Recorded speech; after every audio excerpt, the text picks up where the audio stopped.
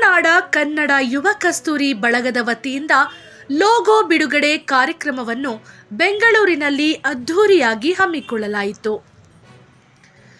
ಬೆಂಗಳೂರು ನಗರದ ನಾಯಂಡನಹಳ್ಳಿಯಲ್ಲಿ ನಡೆದ ಈ ಕಾರ್ಯಕ್ರಮದಲ್ಲಿ ಬಳಗದ ನೂತನ ಲೋಗೋವನ್ನು ಅಧಿಕೃತವಾಗಿ ಬಿಡುಗಡೆ ಮಾಡಲಾಯಿತು.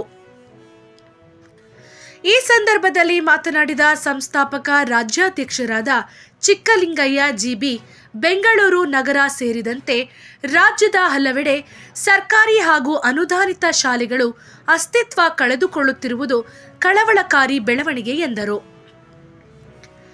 ಸರ್ಕಾರಿ ಶಾಲೆಗಳನ್ನು ಉಳಿಸುವುದು, ಅವುಗಳಿಗೆ ಅಗತ್ಯವಾದ ಮೂಲಭೂತ ಸೌಕರ್ಯಗಳನ್ನು ಒದಗಿಸುವುದು ಮತ್ತು ಬಡ ಮಕ್ಕಳ ಶಿಕ್ಷಣಕ್ಕೆ ಪ್ರೋತ್ಸಾಹ ನೀಡುವುದು ನಮ್ಮ ಸಂಘಟನೆಯ ಪ್ರಮುಖ ಉದ್ದೇಶವಾಗಿದೆ ಎಂದು ತಿಳಿಸಿದರು.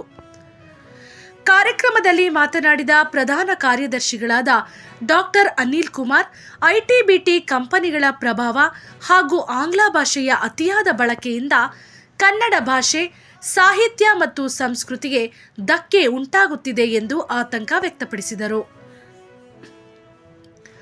ಶಾಲಾ ಮತ್ತು ಕಾಲೇಜುಗಳಲ್ಲಿ ಕನ್ನಡದ ಮಹತ್ವವನ್ನು ಅರಿವು ಮೂಡಿಸುವುದು ಮತ್ತು ಕನ್ನಡದ ಉಳಿವು ಬೆಳವಣಿಗೆಗಾಗಿ ಕಾರ್ಯನಿರ್ವಹಿಸುವುದೇ ಕರುನಾಡ ಕನ್ನಡ ಯುವ ಕಸ್ತೂರಿ ಬಳಗದ ಗುರಿಯಾಗಿದೆ ಎಂದರು.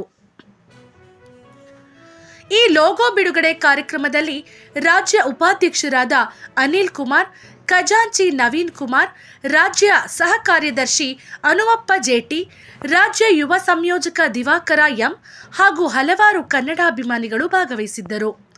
ಒಟ್ಟಾರೆ ಕನ್ನಡ ಭಾಷೆ, ಸಂಸ್ಕೃತಿ ಮತ್ತು ಸರ್ಕಾರಿ ಶಾಲೆಗಳ ಸಂರಕ್ಷಣೆಗೆ ಹೊಸ ಚೈತನ್ಯ ತುಂಬುವ ಉದ್ದೇಶದೊಂದಿಗೆ ಕರುನಾಡ ಕನ್ನಡ ಯುವ ಕಸ್ತೂರಿ ಬಳಗದ ಲೋಗೋ ಬಿಡುಗಡೆ ಕಾರ್ಯಕ್ರಮ ಯಶಸ್ವಿಯಾಗಿ ನೆರವೇರಿತು.